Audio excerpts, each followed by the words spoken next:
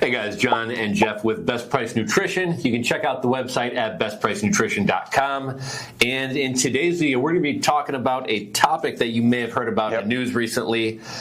Red dye number 3 has been banned by the FDA. Yes. A lot of people talking about this, and even just in general, over the past year and even couple of years, more and more people seem to be looking for naturally sweetened products, no preservatives, no dyes. I think with kind of some things going on in the world now, I think we're going to be getting fluoride out of the water, dyes out of a lot of the food. So you'll probably be seeing a lot of this stuff go away. So if you like dyes and seed oils, enjoy them while you can.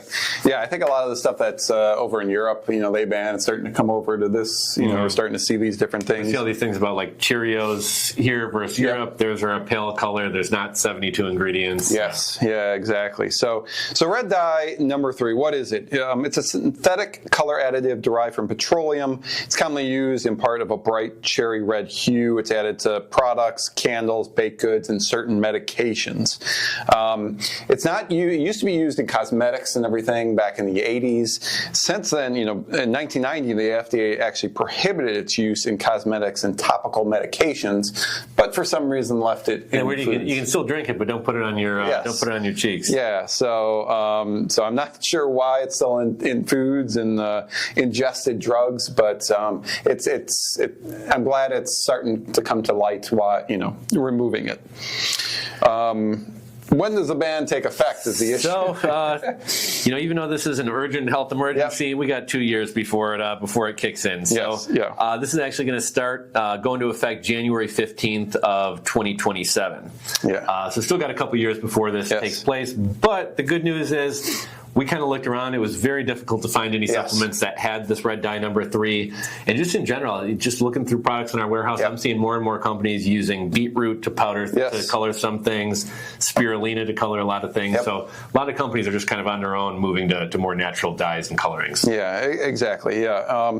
And, we kind of scoured the warehouse to try to look for some products, and we found certain dyes a lot of times in the pre-workouts, in the proteins, in the BCAAs, a lot in the powders, but some tablets as well come across.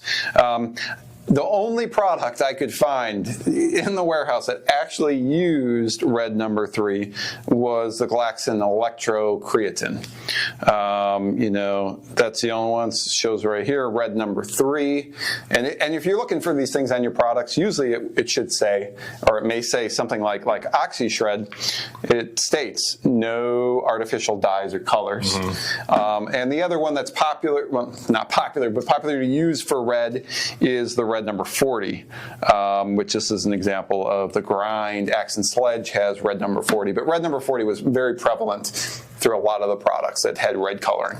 Yeah, and the red number 40, no evidence thus far linking it to cancer or severe side effects.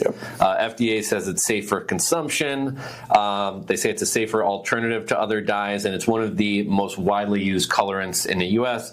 But we are seeing more companies even move over to natural fruits and vegetables and things like that for dyes. Yeah, and the red 40 actually, even in Europe, it's allowed, which is, things we don't see. But in Europe, some of the studies that have been out there has shown it causes like ADHD in children and that kind of thing. So in Europe, actually, if a product does use red number 40, they have to put a warning label for children on the actual product itself. So I know we're tearing into red number 3 and some of these other dyes, but a lot of it is moderation. Don't be sucking down red number 3 and red number 40. But as long as you're getting it in moderation and checking those labels, I think you should be fine. But regarding the number 3 red dye, it's very hard to find in supplements. Yeah. I think a lot of them made the change. Yeah, I was scouring even just the internet outside of our warehouse, and it's tough to find anything. Yeah, this was the only one we found. So you're probably safe from the red dye number 3 if that is a concern.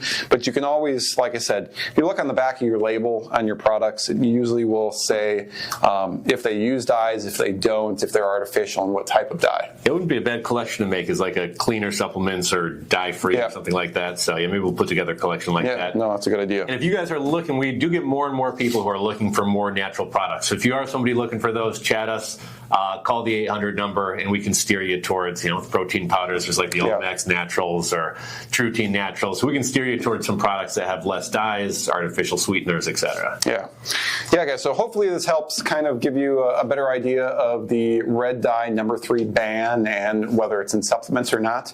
But if you do have any additional questions, please post them down below. We would be happy to answer those questions.